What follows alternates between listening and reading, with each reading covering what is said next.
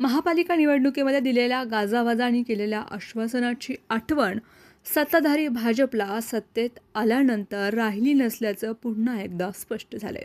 500 चौरस फुटापर्यंतच्या घरांना मिळकत करमाफी देण्याचा शब्द देणाऱ्या भाजपने आता महिलांच्या नावावरील घरांना 50% सवलत देण्याचा निर्णय घेत शब्द फिरवलाय.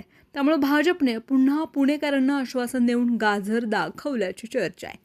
स्थायी समिती अध्यक्ष श्रीनाथ भिमाल यांनी मंगळवारी 2026-27 वर्षाचं अंदाजपत्र सर्वसाधारण सभेमध्ये सादर केलं. महापालिका आयुक्त नवल किशोर राम यांनी 13,995 कोटी रुपयांचं अंदाजपत्र सादर केले. भिमाले यांनी यामध्ये 1,674 कोटींची भर घालत 15,659 कोटी रुपयांचं अंदाजपत्र आज सादर केलंय.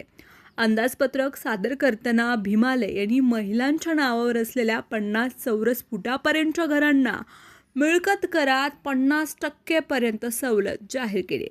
31 मार्च 2026 पर्यंत महिलांच्या नावावर असलेल्या निवासी मिळकतींना 50% करमाफी देण्याचा निर्णय जाहीर केला असला तरी मूळ आश्वासनाला हरताळ फासल्याची भावना नागरिकांमध्ये. निवडणुकांपूर्वी सर्वच पक्षांनी 500 स्क्वेअर फुटापर्यंतच्या घरांना करमाफी देण्याची घोषणा केली होती. मात्र सत्ता मिळाल्यानंतर आर्थिक कारणांचा दाखला देत सत्ताधाऱ्यांनी माघार घेतली.